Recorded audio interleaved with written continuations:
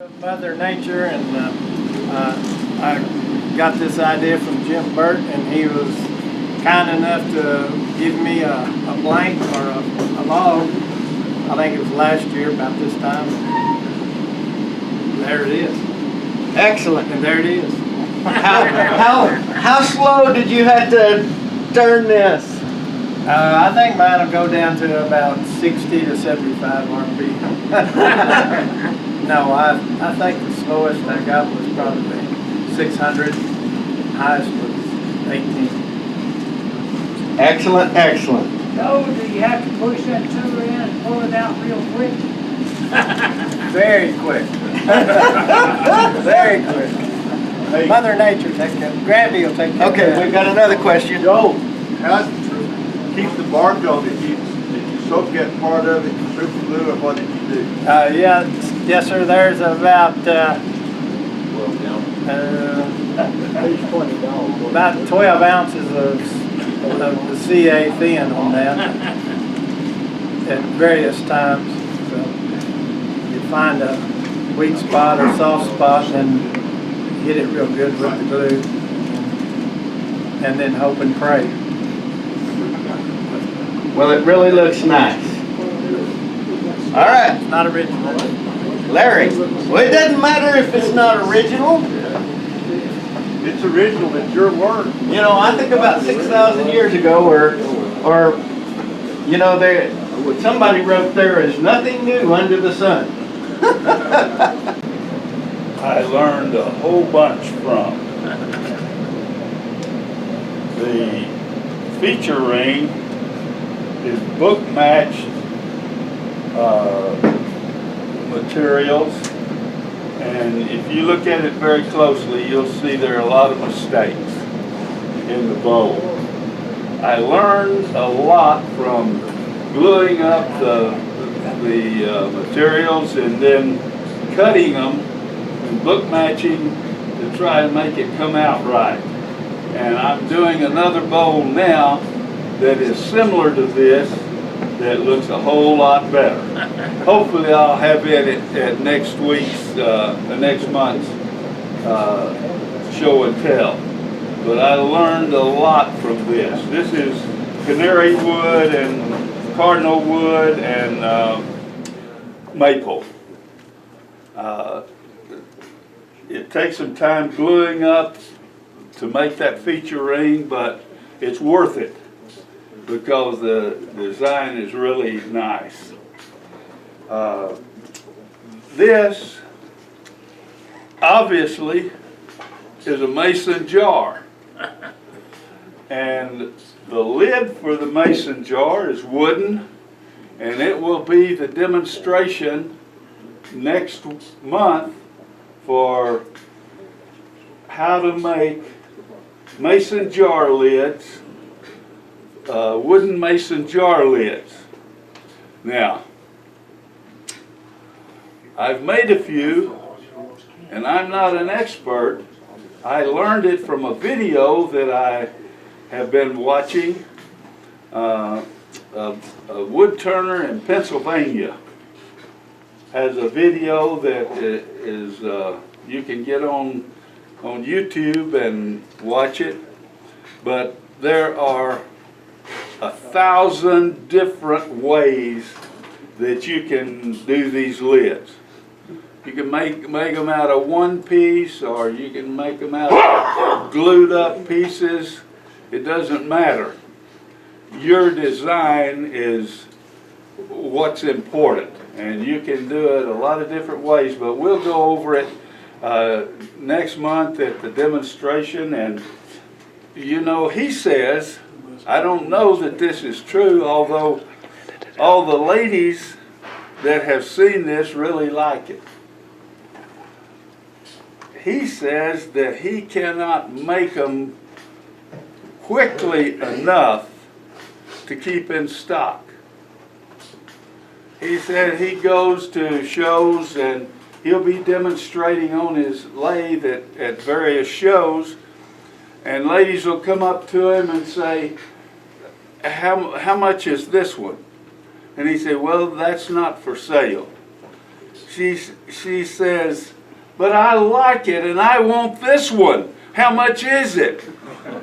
And he says he sold a few of them like that, but not too many. But I don't know that that's true, you know.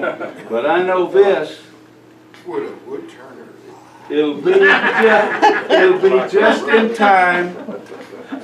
in time for you to make some for your nieces and for your daughters and your granddaughters and all those ladies in your life that like mason jars.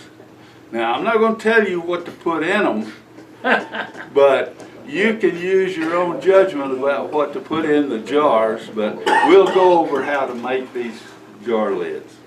Are they threaded? Well, yes, they are. Because of the mason ring. They're threaded.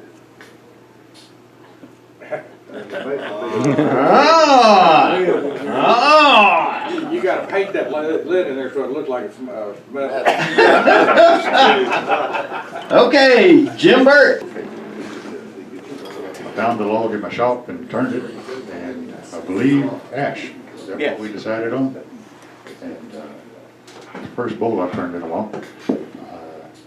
After SWAT, I saw John Jordan's demonstration. I had to try one, and I haven't finished it. I have to do some more work on the carving up at the top, and it's been a learning experience. It also took a long time to carve because I used hand tools, but something like this with power carving tools would go pretty quickly. And I like the look. This one is short and squat, and I don't like that too much, but this form I like. What's the demo on that one? I think the demos are booked for a while, aren't they?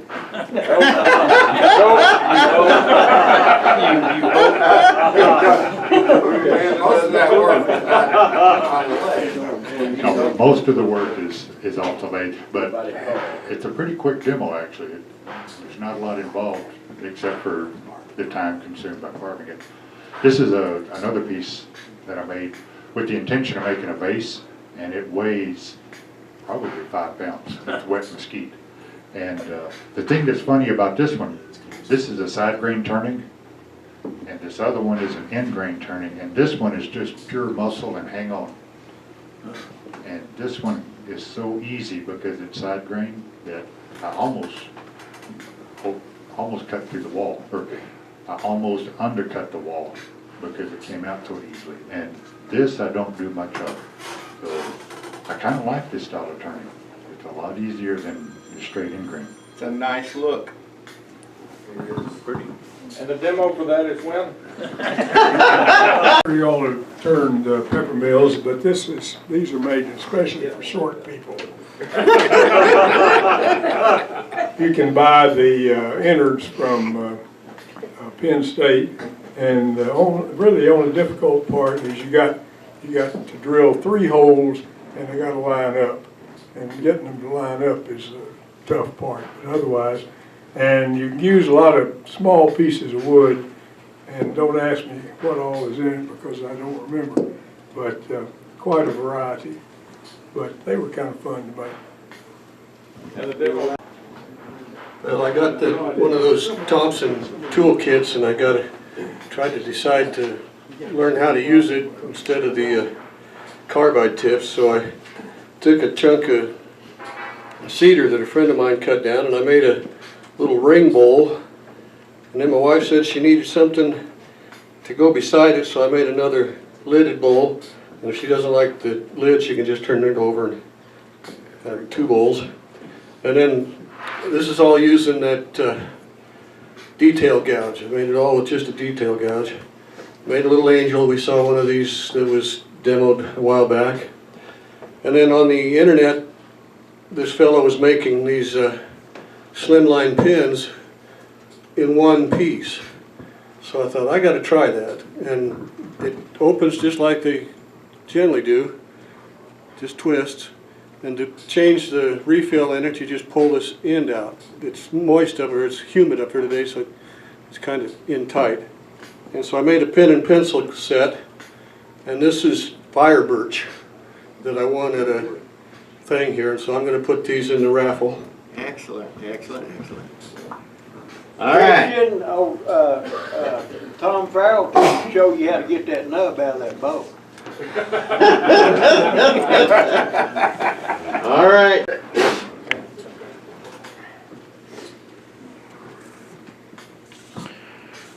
Find mine here. This is a piece of alder I made back in 2012. And this one I did this past week out of walnut. And they just accidentally make a pretty good ratchet.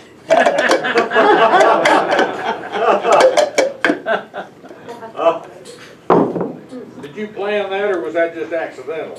Nothing to it. When's the demo? Yeah, when's the demo? No, I beat you to it. You did. All right, Johnny.